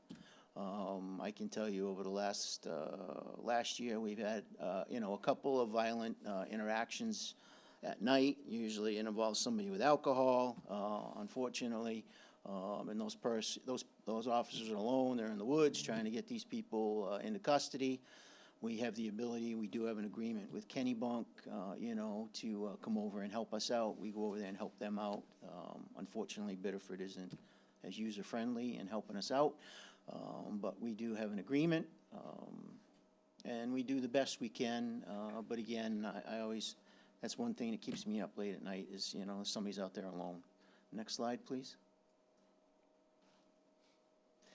So my budget is basically 94% benefits and personnel. So, 6% are the bullets and the pencils and everything that keeps the department running. So I don't have a lot of changes in my line items. One of my big requests this year is a behavioral health liaison. So, as we all know, there's been a lot of mental health issues in the news. A lot of agencies are employing these folks full-time to work with police agencies to sometimes handle calls for service, to supplement, to help out with things like mental health, personal issues, substance use disorders, and things of that nature. And we have an opportunity to partner with Kennebunk, who already has one full-time employee, and they're looking to put 2 on, to be able to partner and get that mental health professional as an assistant for the police department. I think it is a needed asset for us. It's another tool in our toolbox. We are not mental health professionals. We do the best we can. But I think having that extra help is going to be very important. You'll see it's in my expert professional line for $23,610, which would help us get about 10 hours a week guaranteed here at the police department to supplement what we already do. I have reached out to these folks before, not just for somebody in crisis, but I had an employee that was in crisis. I had an employee's family member that was in crisis. And, I try to do the best I can and help my employees because they have a tough job. And this person would also be able to help us out with that. So it's very important to me. I try not to ask because I understand, budgets are tight and, taxes and, there's other important issues in town. But this is very important to me, and I hope that you will consider it. Also, Chief, yes. How does that work in terms of the 10 hours that you're thinking about you need? Is it just as you'll be able to call at that time when you need that person? So, most of the time it'll probably be during the day, but I know they do have the ability to come out in emergency situations. So, let's say we had I haven't worked out all the details with the chief yet because I wanted to make sure we could do it before I put a lot of work into it. But I'm hoping that we'll be able to, if we have a crisis in the middle of the night, that person will be available to us. They'll live close by. They'll be able to respond over and maybe help us out. If not, maybe could they talk to the person on the phone? kind of thing. And then maybe help us out, follow up later on if we need to take that person into protective custody. I can tell you that, unfortunately, the situation that happened in Lewiston, and there's all this talk of the yellow flag law and things of that nature. That is a very time-consuming process. We have done one here in Kennebunkport. On average, it's about 7 hours, and you can only imagine if I've only got one person, I'm gonna need that help. So, I'm hoping that, folks will listen about this and realize that it's important. Another ask that I have in my budget is, a little bit over $9,000 for participation from one of my officers in the special response team. This team is a team that I used to command in my previous life. I used to be part of it. I got it certified through the state.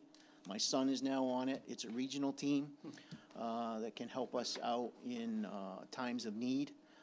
There's been a few occasions here since I've been here as chief that it would have been very useful. The only reason that I'm asking for our participation now is one of the officers that I currently have on staff was an ESU specialist with the New York Police Department. So they have some very, very skilled training that's very costly, that if I were to put a brand-new officer into that, it would take a couple of years and thousands of dollars in training.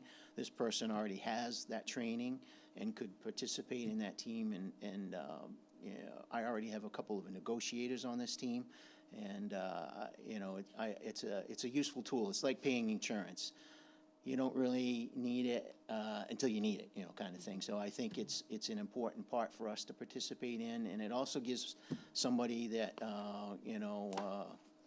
has a hard time staying asleep when they're riding around at 6 o'clock at night or 10 o'clock at night when it's really quiet around here. It gives them something else to look forward to and do, the extra training. So those kind of are the two big asks that I have in my operational budget right now. Are there any questions on the line item budgets that I have? Because, they don't really change a whole lot. I just want. Yes, sir. Curiosity. I noticed that some of us have a summary slide that says 11,170 police calls, and others have it that say 9,517. I didn't print this, sir, so I don't know. We could have gotten 2 different years mixed up. I don't know. We're different from what the rest of them have. What was presented. I don't have an easy answer for you, sir. My famous question, how are we doing by comparison to surrounding communities as far as reportable incidences and this sort of thing? So we are right on par with where we usually are, sir. Our crime we are lucky here. Our crime rates are not even close to where they are other places. Our normal crimes are usually those from folks from afar. We get the seasonal crimes where folks have had too much to drink in some of the establishments. We have the folks that seem to get sticky fingers when they go in the shops downtown, kind of thing. And then we have the occasional folks that come into town and they might steal from mailboxes, or they find a door unlocked, that they take advantage of.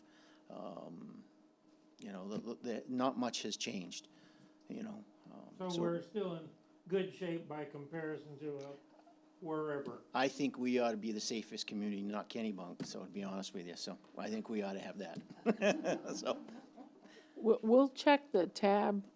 You need a support services team. We'll make sure we have the right one for you.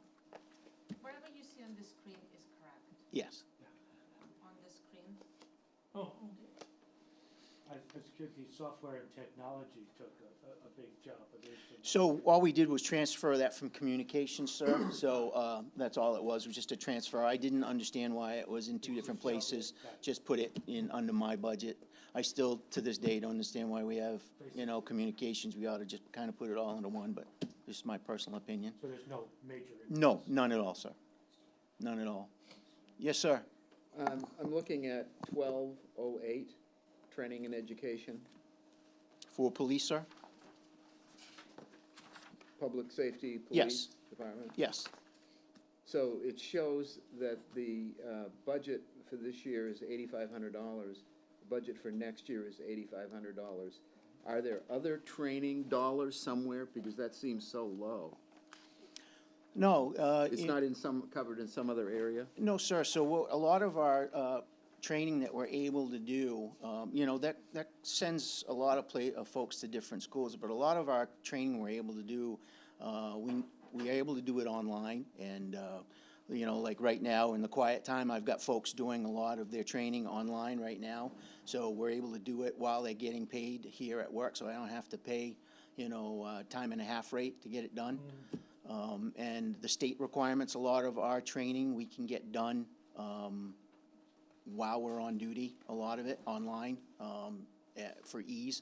When I first started, you had to go away, for 2 or 3 days, and it's really tough to send a whole department, so the training that they get online, it's not an item that you have to pay for? No, we do it while we're on duty. Now, we have a fee, like, there's a fee associated with, where is it?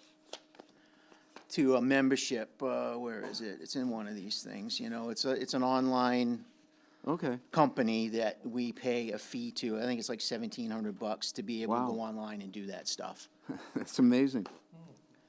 But again, that's not everything. We do training, shift change. We do, when we go to firearms, that's covered in the overtime budget. So there's a lot of training that we take care of. Thank you. Yep. Any questions about operationally? I'm going to run through my capital real quick, because during the capital, I am not going to be here because my son's getting an award for saving a young girl's life. So I just have 2 things in my capital line item. I have a police car. Can you bring that slide up?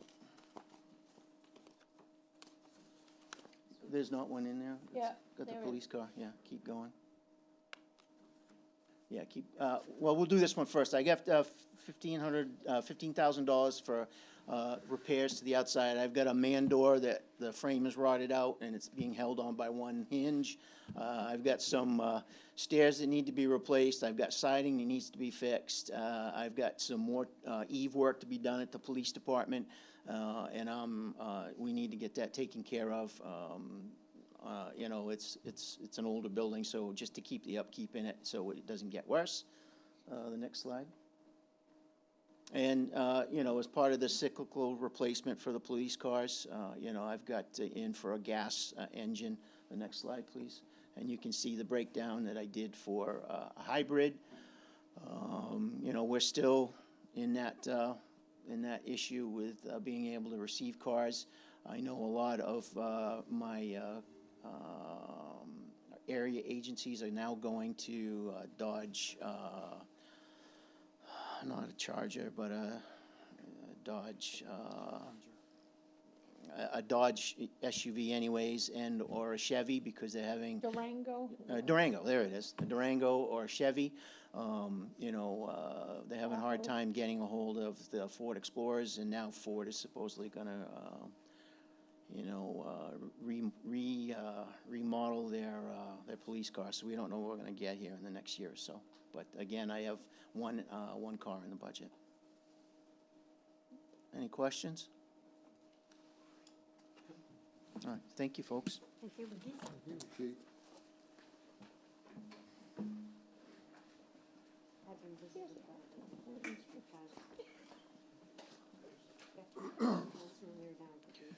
Good evening. My budget starts on, page 117, I think it is. If you'd all like to turn to that in your hymnals. So the snapshot of the fire department, in the 6 years almost that I've been here, this 2023 was one of the busiest years for us call-wise. We did 123 more calls than the year before. And not a lot of it, some of it certainly was the January 23 storm, and then we had another weather event around the 4th of July that caused more calls than normal. Even if I back those out, we'd still be over 300 calls annually, and that would still be the most they've done since I started. We've got the theme in ours is a little bit of training. We've got over 1,100 hours of training of our personnel over 2023. We have about 70 firefighters total within the department. The 10 structure fires is a little bit of a misnomer. It's not like the building was actually on fire. If you have a pot on the stove that catches on fire and you call the fire department, it technically is a structure fire because it was a fire inside your house. So it's not, we didn't burn 10 buildings, actually. So looking at our 70 firefighters, almost a third of them, or a little more than a third of them, are interior qualified, which is good. We've been getting it up a little, slowly with 2 or 3 people a year taking the required training. You can see in the calls by the month, the 84 in January and the 61 in July. A normal month would have been, those would have been around 30 for January and probably 40 for July, 40, 45. That's good. So the way our department's set up is I work, well, not really full-time, but Monday through Thursday. The fire administrator is full-time Monday through Friday. I have 3 deputies who oversee 3 captains and lieutenants from each of the 3 districts in town with 70 volunteers. So just as a refresher for any new faces, the 2 in 2 out law is part of the Code of Federal Regulations that we fall under. So what this means is I need to have 2 firefighters. If 2 firefighters go into a building that has an IDLH, which is an immediate danger to life and health hazard, 2 people can go in, but I need 2 people to be outside that area with the same qualifications to be their rescuer should they get in trouble. The exception to this law is if we pull in and somebody says, my mother, brother, sister is in there, we can go and effect a rescue with one. If I show up with one person, we can do that. But when nobody's life is at stake, it's just the property, we can't do that until we have the 4 people, of the qualified interior people on the scene. Let's go ahead. So here's a comparison over the last 3 years of how many people we've gotten 2 calls, both the exterior qualified and interior. An exterior only firefighter means they can work on the fire ground, but they can't go inside a burning building. They don't have all the training that they need in order to do that. So you can see as 21, we're kind of coming out of COVID, and 22, I think it's a little bit skewed because of COVID, more people working at home, so we got more people to calls. I think where we're at now, when you look under 23, that's a little bit more normal, I guess. But the interior qualified, did go down. It's nothing that I think we need to go panicking into the woods over, but it's another way to look at when we're going to need to look at pushing the per diem button and starting having per diem staff in the stations. So what I like to do too is take that 2 in 2 out rule and keep track of the percentages that we made. So I weed out calls like car accidents and brush fires and things like that, and I take calls that are smoke in a building, alarms sounding, anything that could have that imminent danger to life and health aspect. So I've taken those out, and you can see that there's the left-hand column of each one is the number of calls. The middle column is where we would probably be required to meet that, and then how often we did meet it with the percentage. The drop of 6%, again, I'm not super worried about it, only because we had such an increase in the calls as well that were needed. But it's a bellwether to run this by and look at if we're continuing to go in that trend. It's kind of signaling the per diem.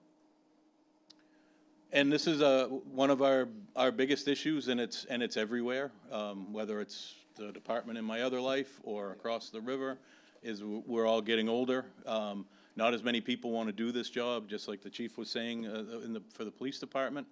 But one thing, the good thing to take from this is we were up 4% from last year with our people under 30. Now, unfortunately, a bunch of people jumped from the 50 range into the over 60 or over, and made that go up by quite a bit. But again, you can see where we are age-wise, and we're right on track basically with what the median age in this town is. It's probably a good thing, they didn't die. Yeah, yeah. So again, go ahead and go past this one. We always have to look at when our calls are happening, because when we do feel it's time to go per diem, that, you know, we know when most of our calls are happening, and basically 70% of our calls happen between 8 in the morning and 8 in the evening. So we might start there with per diem, not just jump into 24/7. Again, this is just the weekends versus days, and obviously the weekdays should be higher because there's 5 of those compared to 2 weekends days. That's my Kennebunk High School math there shining through. So, you know, but it's another thing to look at, but it's still stayed that most of our calls are during the week. So the other thing that we have to deal with is where our firefighters live. And so when you look at the white arrows, that's how many we have living in each town. So, you know, there's 61 people that live in Kennebunkport, but only 29, you know, half of those people work in town as well. So they may work somewhere else and not be available for the times of day when we have most of our calls. So that's showing where people live and where they work. And so we have 35 people basically that work outside of this 15 or 20-minute radius. The drivers that have increased my budget are, as Lori alluded to, the new training officer. This is a part-time position at 10 hours a week. And in that fire study that we've seen the draft copy of it, and this was one of the things that was put in there. We're required by state statute, Title 26, et cetera, to provide all this training. And there's obviously more training for someone interior qualified annually than there is for somebody exterior only. But this is to help us get a better training regiment done, help us with recording and the data keeping from it. But what we do is about 60 hours of training a year for our employees. We give, with Kennebunk and Arundel, the 3 fire departments, we have training nights. So there's 3 opportunities for all of our members to go to at least one of the monthly trainings, and because it's the same topic in each time during that month. It gives them the chance to have 3 opportunities to get to that training. Years ago, like when I first started, it was 1 training a month, and if you made it, you made it. If you didn't, no one seemed to care. But now we have more people coming in and looking at our records, and it was just a way to help us be able to get people more training. And there's also, there's also another group within the department that they do some training on their own. They do it, they organize it, they do the instructing, and it's just a Kennebunkport fire one. And there's other state and local county-wide ones that they can go to as well. So another thing that it came out in getting the information during the study was about there was a long talk about wages. So I got looking around, and I looked at other towns that are, you know, similar to us, what they pay their on-call firefighters, and noticed that we were, as far as the market goes, we were way down. So it's looking at, and as you look at this screen here, you'll see that the officers seem to be, you know, certainly got a higher, you know, went up at a higher rate. Some of that is the other part of this is there's a stipend that they normally get for being officers. And with the change in the hourly rate, the stipend goes away. But this brings us more in line with like Arundel and Kennebunk, how they pay their people. The other towns have more, because they do EMS too, they have more classifications, yes, that's the word, based on medical licensing, and we don't have that. Can you go back Yep. just for a second? I was just looking at the difference between exterior and interior. Would this be a catalyst to have more people wanting to go into interior? It certainly could, but again, you know, some of it is based on the age of our department. You know, I'm still interior qualified, but do I really want to do it anymore? No. I hurt for a week afterwards from it, but it may, but again, I wouldn't say we're losing people, but a few people have gone on to work per diem because of the opportunity in Kennebunk, let's say. And, you know, we're being paid, you know, $3 more an hour or so. So it just will, I'm hoping it'll help keep our people here too, because there's not that big difference. Jay, does that compare to what would it be if we had to pay per diem? How much more? I think we'd probably be looking at paying per diem in the 20 to 25 range, $20 to $25 an hour. Yes, because if we're going to be paying people, they're going to have to meet the certain criteria, and you know, interior it doesn't help us meet the 2 in, 2 out. And even when we start per diem, I'm still going to need people to come from home to get to the 2 in, 2 out, unless we're going to have 4 per diems on. I know it may be premature, but have you done any studies that show what the budget might have to increase by if we have per diem workers? Yes. That's going to be all in your study Yep. that we're going to bring to you at the end of the month. All right. Yep. Good, I'll wait. So I think this is the last of my budget drivers. This is to add some software. It'll be in the fire department, but it'll also go into dispatch. We don't work well as far as how we do things. There's a lot of duplication because we don't have a software that when a fire call comes in, the dispatcher you see in the picture starts putting the information into the software. And then when we come back from the call, we just go to that same software here in the station and we can finish the call. But all the information that the dispatcher took, the address, the name, the chart block and lot number from where the property is, all that stuff is already in there. The times of the vehicles, the time of the call, times the vehicles got to the scene, returned, all that stuff is already in there. What we have to do right now is we start the run from scratch in our recording software that we have to send to the state, which gets sent to the feds as well. But this will make it much faster. We can end up doing payroll off of this. We can track our equipment off of this, training logs. It's a all-encompassing for us, but it gives us that connection to dispatch that when a call starts, we don't have to recreate the whole thing from zero.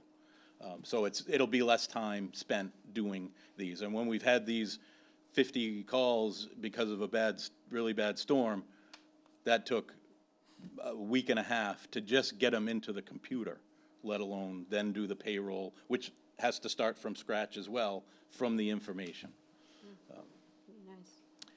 Nice. Sorry, I forgot about the doors. So because of the Cape Porpoise Station coming under the town at some point soon, there's extra money in the budget for that.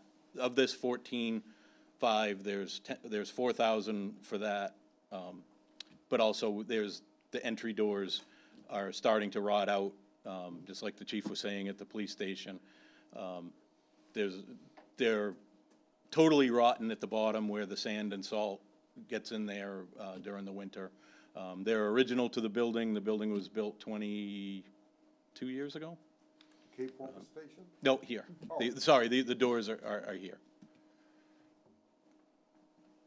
I think that should be it, if somebody, unless they have any questions. I have a quick question for you. Yep. When you were going back to the age range, Yep. what do you see for the feeders for like the schooling population? Is there an increase in this profession, or is it flat or declining? I'd say lately there's been more of it. I have a young man on the department now that got his Fire 1 and 2 and his EMT license through Sanford Vocational School. They have a program so he hasn't even graduated high school yet. He's on his way. He has Fire 1 and 2, and he will have an EMT license by the time he graduates from high school. And so that Fire 1 and 2, he's an interior firefighter. He's over 18, so but so that is starting to pick up. There's more of those schools. Westbrook runs one as well, and I believe there's another one fairly close by in New Hampshire. So there's they're starting to ramp those up.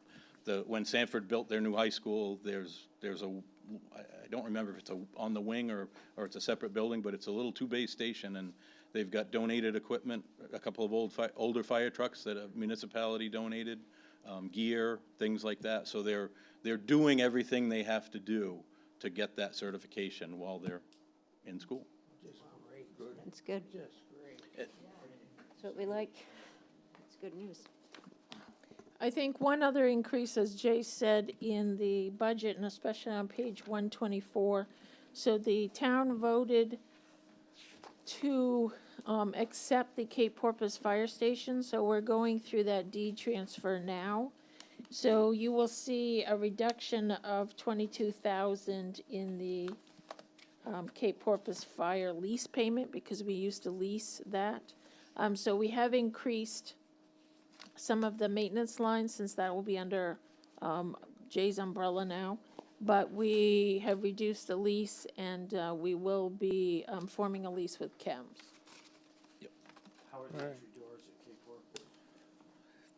They're all right, but they actually had done a lot of work to that station, so it's in really good shape overall. I think that station was built in the 60s, was it? 1959. 59? And then we added to it when Kim started. Still in pretty good shape. Oh, yeah. On page 126, you'll see the fire department monthly call report for calendar year 2023.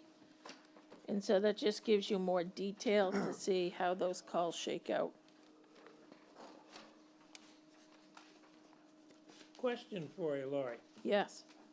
When we sell the Cape Station to the town, technically, I was told the other day that the seller has to pay a tax, which is A transfer tax. transfer tax. Given the fact that the Cape is giving the town the station, would the town consider paying the tax or paying our treasurer back for the amount of tax that we have to pay out? Now, you don't need to make a decision now by any What's the means. number look like? Well, considering the fact that the town's $900 paying a lease to the Cape Porpoise Fire Company, I thought they could take the transfer tax out of that lease. We're giving you the whole building. No, but Anyway. we have to repair some parts of it already. Anyway, I throw it at you. You know, I appreciate that you are always looking for opportunities, Dan. And that's my job, to shield us from those. So if we look at page 131, we have emergency management. Chief Sanford is our EMA director. So there's $1,500 in that line item. Yep, we continue to save for a rainy day fund, for any equipment or issues that we may have, working in partnership with Kennebunkport and Arundel. We're starting to try to firm those up because people have changed positions and things of that nature, so we're trying to replenish those relationships, but that's what that money is used for, in case in time of need. And on page 133 is the animal control officer budget. That has a slight decrease of $200 because of the contract with the animal shelter, which is the Animal Welfare Society. Do you have any other comments on our animal control officer? No, it's, our partnership's working out well, contracting with the woman that we've been the last few years. It's working out well for now. That's always subject to change, but again, it's working out well. Can I just ask a stupid question, just as a resident? Is this for wild animals or like domestic animals? Domestic animals only. Okay. Yep. Just wanted to know if I could call. Now, people try to get us to handle everything else, but, yeah, we try to assist when we can, but that's not what the shelter's for. Got a pack of coyotes, I was just wondering Yeah. what to do. Fish and game. Keep the deer away. Yeah, I'm keeping everything away. So the harbor master budget is on page 135. So this gives you a snapshot. We have two harbor masters in Kennebunkport. One is the Kennebunk River Harbor Master, Jamie Houts, who we share with Kennebunk. Kennebunk actually employs them, and we pay half the cost. The Cape Porpoise Harbor Master also serves as the pier manager. It's Frank Orr. And so you can see some details on the number of moorings and in both of those places. And we support 2 public piers. So on page 135, you'll see personnel, salary, wages, FICA, benefits. That is 20% of the cost of our harbor master pier manager position in Cape Porpoise only. 80% is funded in the enterprise fund for the pier budget, and it's paid for with pier dues. On the second page, page 136, is the river harbor master, so there's not as much detail there because we pay half the cost and Kennebunk employs them.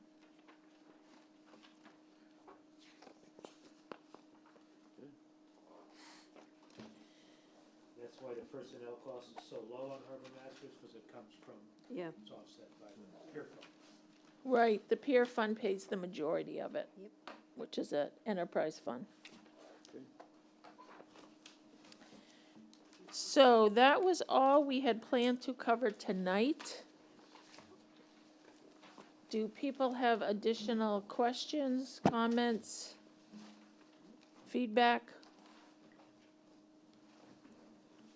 Remember that Chief Sanford won't be here at Capitol, so if you have any capital questions, get him tonight.